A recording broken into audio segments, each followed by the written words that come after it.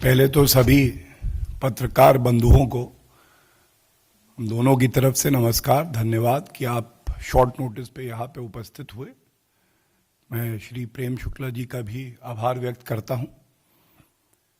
आज की ये महत्वपूर्ण प्रेस वार्ता जो है वो इसलिए भी आवश्यक है कि 3 महत्वपूर्ण बिंदुओं पे ये जरूरी है कि दिखाएं किस तरह से कांग्रेस पार्टी भ्रम, झूठ और अराजकता की राजनीति आज कर रही है। मुझे कहते हुए दुख हो रहा है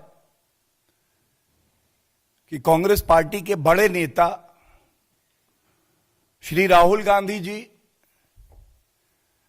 सवाल तो पूछना चाहते हैं, लेकिन वो विपक्ष की क्या जिम्मेदारी होती है, विपक्ष की जिम्मेदारी कुछ प्रश्न जब उन पे उठाए जाएं तो उत्तर देने की भी होती है, इससे दूर भागते हैं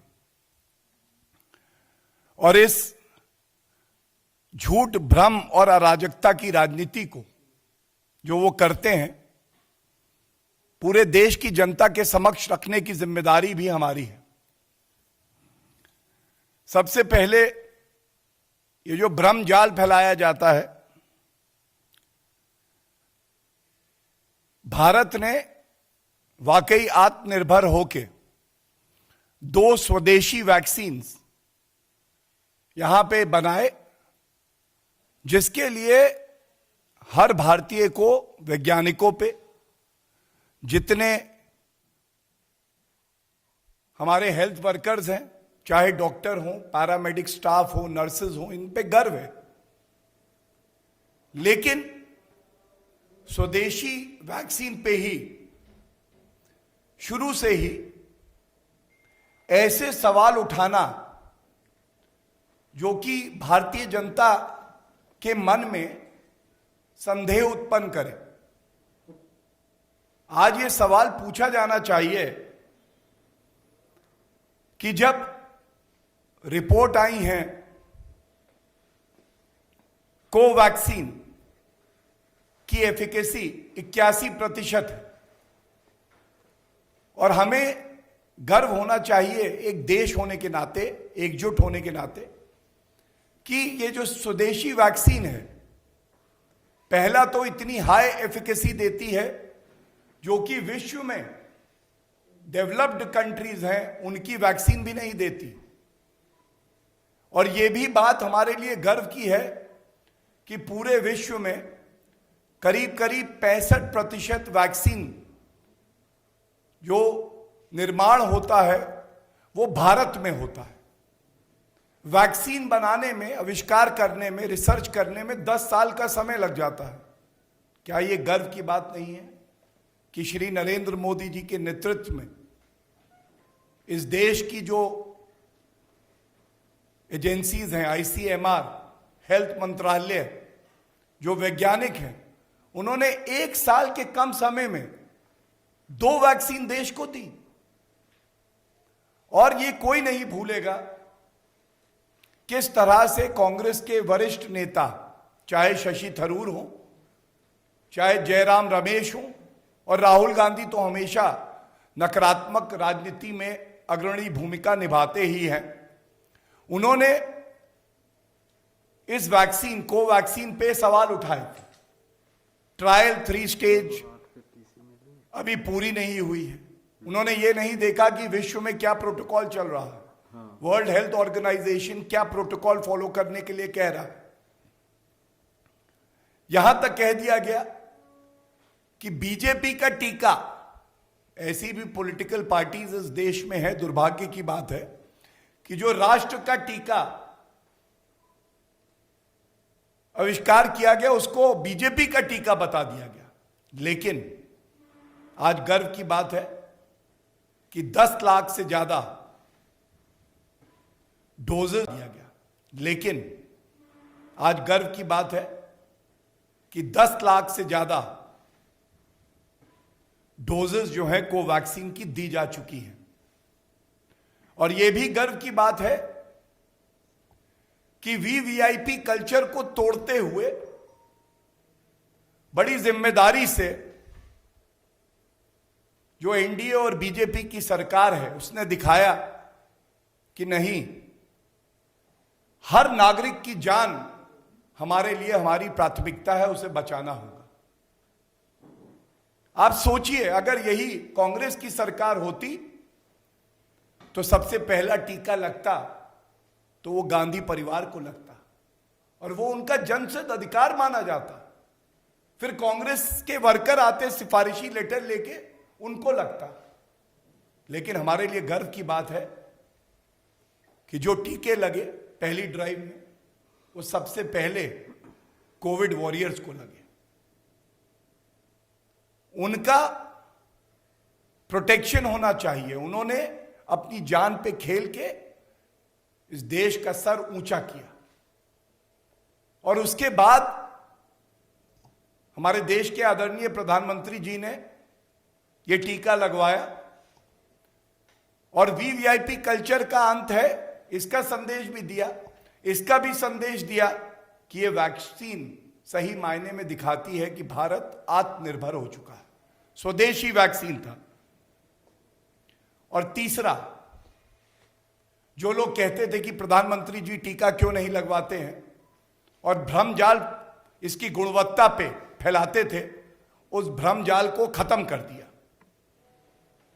और ये भ्रमजाल जैसे ही खत्म हुआ तो आज विपक्ष की कुछ पार्टियां हैं जिनका नेतृत्व कांग्रेस करती है, उसको पीड़ा होने लगी और वो ये नहीं देख पाई कि आज देश गौरवान्वित है। लेकिन मैं यही कहूंगा, आज केवल भारत के लिए नहीं, तमाम ऐसे देश हैं, चाहे वो कैरेबियन कंट्रीज हों, चाहे हमारे पड़ोसी मुल्क हों, ये लोग आज भारत पे निर्भर करते हैं। और भारत इतना मजबूत देश है कि अपनी जरूरतों को पूरा करने के बाद पूरे विश्व में आज फार्मेसी ऑफ द वर्ल्ड बन गया है। ये हम सब के लिए बहुत गर्व की बात है। तो ये पहली जो बात थी वो भ्रमजाल पे थी और ये बड़ा आवश्यक है कि जहां केंद्र की सरकार और जो भाजपा शासित राज्य है वहां पे मुख्यमंत्री, सारे मंत्री, सारे कार्यकर्ता लगे हैं कि हम जनता में विश्वास पैदा करें। वहीं खासकर कांग्रेस और इसी तरह से छत्तीसगढ़ में जो कांग्रेस की सरकार है, उन्होंने तो यहां तक लिख दिया कि हमें ये टीका कोवैक्सीन का मत भेजिए। केंद्र सरकार के विवेक, आईसीएमआर के विवेक के विरुद्ध जाके ये लिखते हैं। ये कितना उचित है, आज ये भारत पूछ रहा है। और आभार व्यक्त करना चाहिए जो नेता विपक्ष में हैं, शरद पवार जी हैं, नवीन पटनायक जी हैं, जो बाहर आए, जिन्होंने टीका लगवाया और एक मजबूत संदेश दिया कि कुछ मुद्दे ऐसे होंगे जिस पे राजनीति नहीं होगी और सत्तारूढ़ और विपक्ष दोनों एक हैं। मैं इस मंच से उनका भी आभार व्यक्त करता हूं। ऐसा ही उदाहरण बाकी नेताओं को भी पेश करना चाहिए। बीजेपी का टीका नहीं, राष्ट्र का टीका है, राष्ट्र निर्माण के लिए यह टीका है। दूसरी बात, यह भी बड़ा अहम बिंदु है, झूठ की राजनीति। अभी 2 मार्च को अपरिपक्व, गैर जिम्मेदार राहुल गांधी एक ट्वीट करते हैं और कहते हैं मणिपुर में 12 एमएलए इनको डिस्क्वालीफाई किया जाए, निष्कासित किया जाए। और इलेक्शन कमीशन ऑफ इंडिया ने मणिपुर के गवर्नर को यह कह दिया है, निर्देश दे दिया।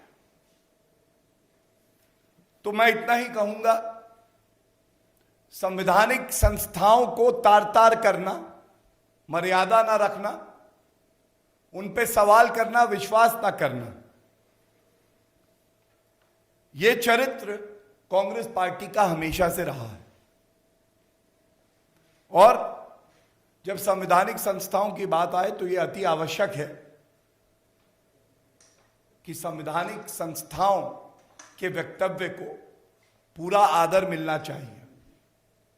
इलेक्शन कमीशन ऑफ इंडिया ने जो वक्तव्य और ट्वीट राहुल गांधी ने किया है, इसका खंडन करते हुए एक बड़ी महत्वपूर्ण बात कही है, और यह महत्वपूर्ण बात पूरे देश में मीडिया के माध्यम से जानी चाहिए।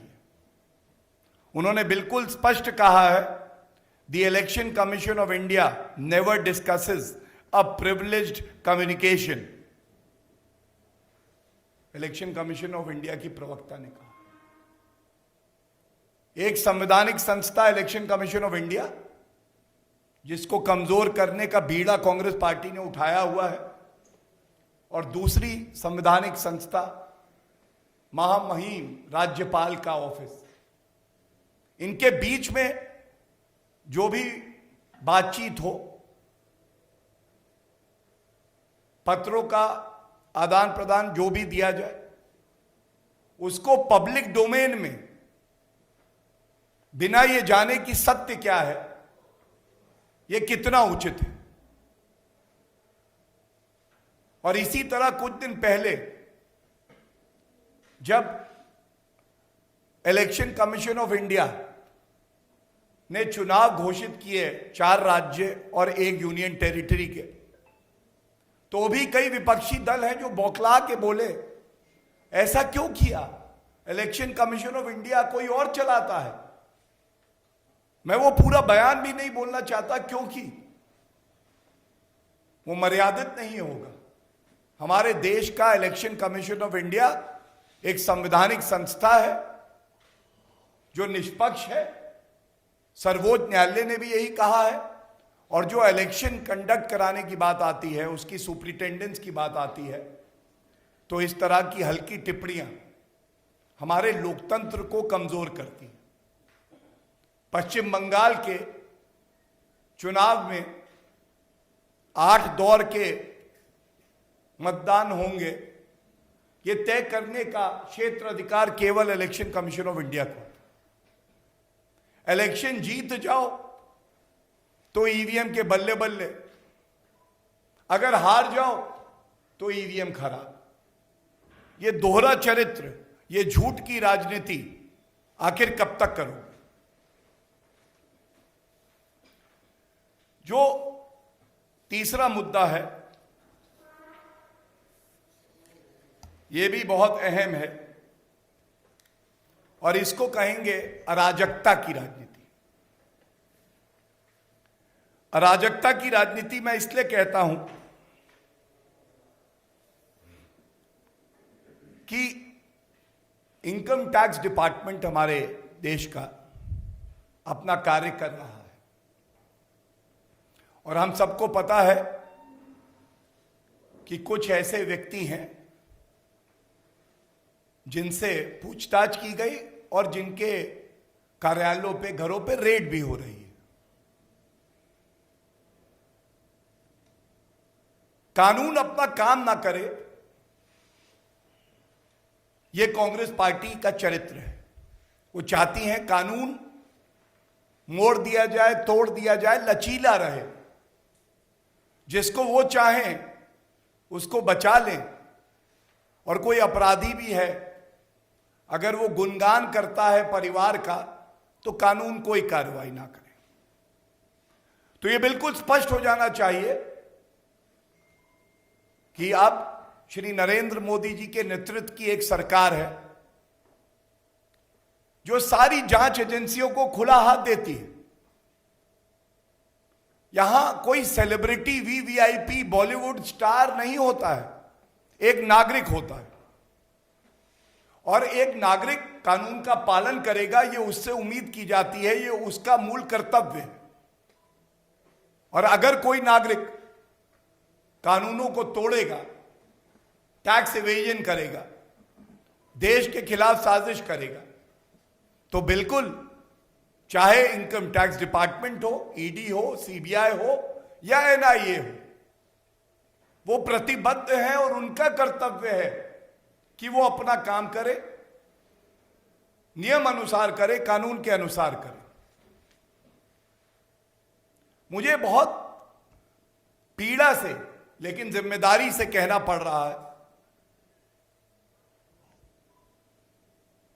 कि यह कांग्रेस का ही चरित्र हो सकता है कि जब वो सत्ता में होते हैं तो जितनी संवैधानिक संस्थाएं हैं उनको खत्म करने का काम करते हैं। दे destroy the institutions which are constitutional or statutory when they are in power, and when they are in opposition they like to discredit these institutions. How healthy is it for our democracy?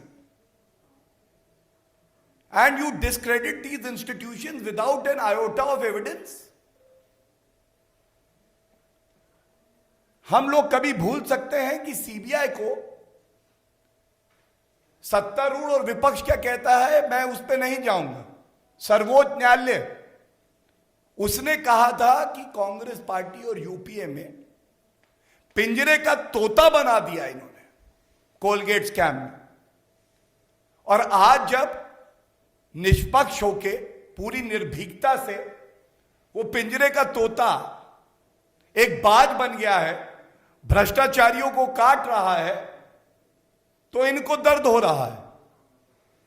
और मुहावरों का बड़ा शौक उठा है आजकल राहुल गांधी जी को। तो मैं उनसे इतना ही कहूंगा, ये सब जो आरोपी हैं ये सब एक ही थाली के चट्टे बट्टे।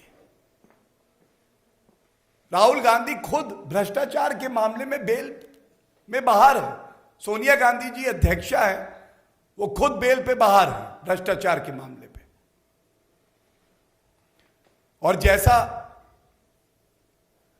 भारतीय जनता पार्टी के वरिष्ठ नेता और मंत्री श्री प्रकाश जावड़ेकर जी ने भी कहा है, 100 चूहे खा के बिल्ली चली हज को। एक ईमानदार सरकार को, जो कि एजेंसियों को अपना काम करने दे रही है, अब कांग्रेस पार्टी बताएगी कि CBI, ED, income tax department कैसे अपना काम करे। और सबसे महत्वपूर्ण बात जो है, सवाल पूछने का बड़ा शौक है राहुल गांधी जी आपको। हमारी पार्टी के राष्ट्रीय अध्यक्ष श्री जेपी नड्डा जी ने जब आपसे सवाल पूछे थे तो आप ऐसे गायब हो गए थे जैसे गधे के सर से सींग। जब अच्छा लगे तो सवाल पूछो, और जब कोई आपसे सवाल पूछे तो भाग खड़े हो, गायब हो जाओ। आप कहते हैं बात करनी चाहिए। भारतीय जनता पार्टी के राष्ट्र प्रवक्ता यहां आके आपकी हर बात का उत्तर दे रहे हैं। लोकतंत्र मजबूत तभी हो सकता है कि आप प्रश्न पूछे और हम उत्तर दें, और जनता तय करेगी किसकी बात में दम है, कौन ईमानदारी से सेवा कर रहा है। लेकिन आपसे जब हमारी पार्टी के राष्ट्रीय अध्यक्ष ने सवाल पूछे तो आपने उत्तर नहीं दिया। डिफेंस कमेटी की जो मीटिंग होती है जिसके आप सदस्य हैं, आप क्यों नहीं जाते? रॉबर्ट वाड्रा जिन्होंने किसानों की जमीन हड़प ली और न्यायालय के आदेश के बाद सीबीआई जांच चल रही है, चाहे बीकानेर में हो चाहे हम हरियाणा में देखें, आप उस पर कभी बात क्यों नहीं करते? नेशनल हेराल्ड केस पे कभी हिम्मत तो दिखाइए, बात तो करिए। सरकारी जमीनों का घोटाला करके अपनी निजी संपत्ति खड़ी कर रहे हैं, ये कितना उचित है? देश की जनता पूछती है राहुल गांधी जी, वो जो एमओयू किया आपने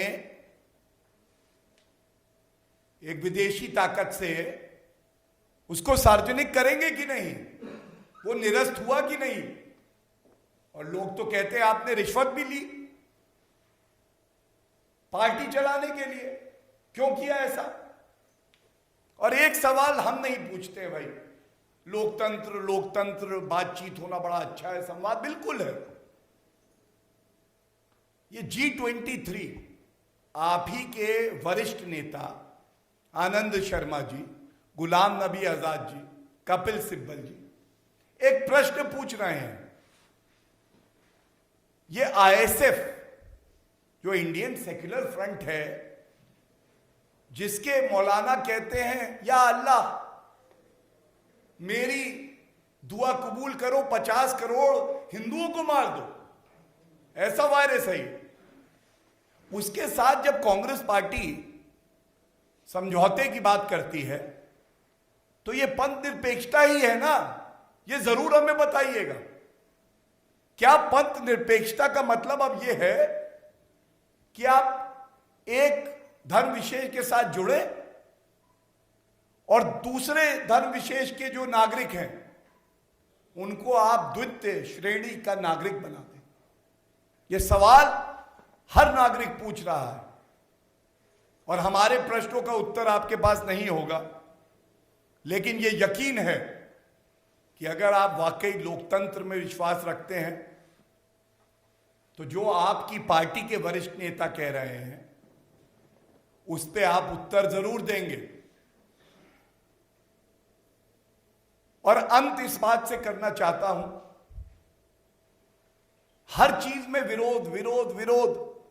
देश के लिए कुछ अच्छा है, अनुच्छेद 370 संशोधन विरोध, ट्रिपल तलाक का कानून लाया, महिलाओं को सम्मान दिलाया विरोध, सीए का विरोध, वन रैंक वन पेंशन अच्छी लागू नहीं करी।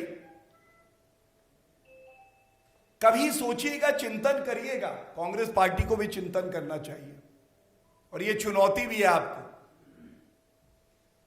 7 साल की सरकार भारतीय जनता पार्टी की है, केवल 7 मुद्दे बता दीजिएगा जिस पे आप साथ खड़े रहे सरकार के, और आपने कहा कि हम इसलिए साथ हैं क्योंकि ये कार्य देश हित में है। और हम विपक्ष में हैं तो क्या हुआ, हम इस देश को मजबूत करना चाहते हैं। 7 मुद्दे नहीं मिलेंगे, रोड़े लटकाए आपने, रोड़े लटकाए, व्यवधान पैदा किए, लेकिन ये इच्छा शक्ति ही थी हमारे देश के प्रधानमंत्री जी की, सरकारों की, जिन्होंने सुनिश्चित किया कि अगर देश हित में कुछ है तो उसको रुकने नहीं देंगे। भारत मां का शीश हम झुकने नहीं देंगे। और इसीलिए ये जो झूठ, भ्रम और अराजकता की राजनीति है, इसका अंत होना चाहिए। आपने कुछ गैर जिम्मेदाराना प्रश्न पूछे, हमने उसका उत्तर दिया। हमने भी कुछ प्रश्न पूछे। अगर आपको लगे कि लोकतंत्र में आपको उत्तर देना बनता है तो इन बातों का उत्तर जरूर दीजिएगा। धन्यवाद। कोई प्रश्न हो तो। Sir, I have a question. This comes in from your own state, sir. The first point that you had raised was specifically talking about the VVIPism that would have been carried out during the Congress's regime. But from Karnataka, it seems that your own health minister had called the health officers at his own home in order to get vaccinated. It's a clear-cut case of VVIPism that has come to forth, and this comes as a part of the reply that has been given by the health officers who had actually administered the vaccine at BC Patil's home. So how do you respond to that? If I am giving you the example of the tallest leader, not just in the country but in the world, respected by all, who is setting an example, Shri Narendra Modi ji, that defines the policy, the character and the thinking of the Bharatiya Janata Party as well as the government. And if there is an example that has been set and any person violates that, that is not acceptable. But yet I would say that the facts, the circumstances need to be known, and therefore, in principle, I will say, Bharatiya Janata Party is a party that has workers that will always abide with the principles enshrined in the philosophy of our party that are set out by the leaders of the party. And the best example is that even the Prime Minister waited for the first phase of the vaccination drive to get over before he got inoculated. Thank you. Anybody else? Sir, Anurag Kashyap पर जिस तरीके से आयकर विभाग की कार्रवाई हुई है, उसको कहा जा रहा है कि कृषि आंदोलनों का लगातार, कृषि कानूनों का लगातार विरोध करते रहे हैं। शायद यही बड़ी वजह है कि आयकर विभाग उन पर लगातार कार्रवाई कर रहा है। देखिए, मैं आपका आभारी हूं कि आपने ये प्रश्न पूछा। मैं आपको जो तथ्य रखने जा रहा हूं, ये बड़ी महत्वपूर्ण है और मेरी आपसे विनती है, गुजारिश है, इसको जरूर लिखिएगा, इसको जरूर आप दिखाइएगा। मैंने अभी शुरुआत करी कह के कि हर कोई संविधान की नजर में, कानून की नजर में बराबर है, कोई वीवीआईपी नहीं है यहां पे। लेकिन बार बार एक बात उठाई जाती है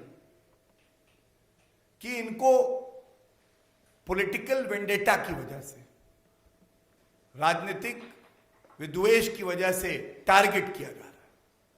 अब मैं आपको कुछ उदाहरण दे रहा हूं।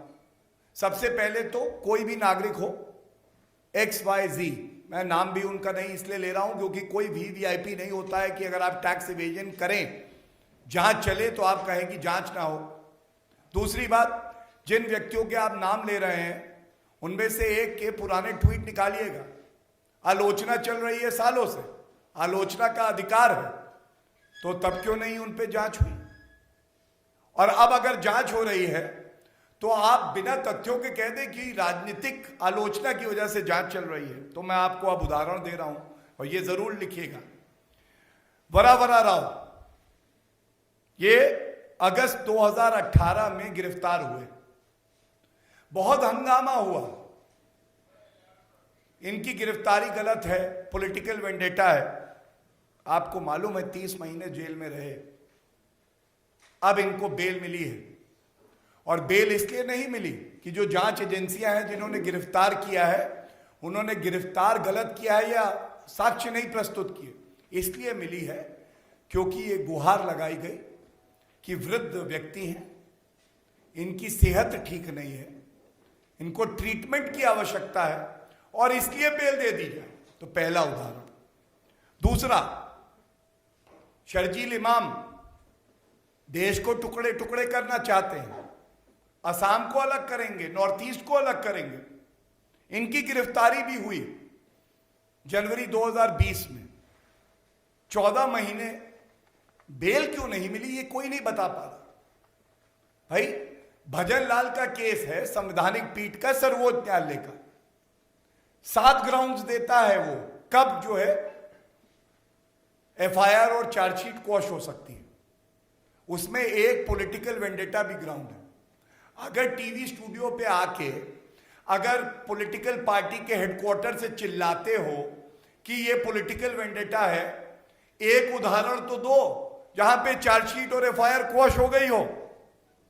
सुधा भारद्वाज, इनकी गिरफ्तारी भी अगस्त 2018 में हुई। और आपको मैं ये बताना चाहता हूं, सर्वोच्च न्यायालय की अगर राय है उससे ऊपर तो किसी की राय नहीं हो सकती है जुडिशियल फील्ड। 24 सितंबर 2020 सर्वोच्च न्यायालय ने इनकी बेल एप्लीकेशन को भी खारिज कर दिया। मतलब केस को खत्म करना तो दूर, बेल भी नहीं दी।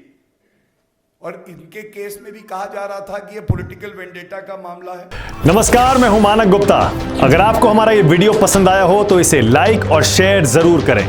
और हां, हमें सब्सक्राइब और फॉलो करना ना भूलें ताकि आप देश और दुनिया की कोई खबर मिस ना करें। तो जुड़े रहिए हमारे साथ और देखते रहिए न्यूज़ 24।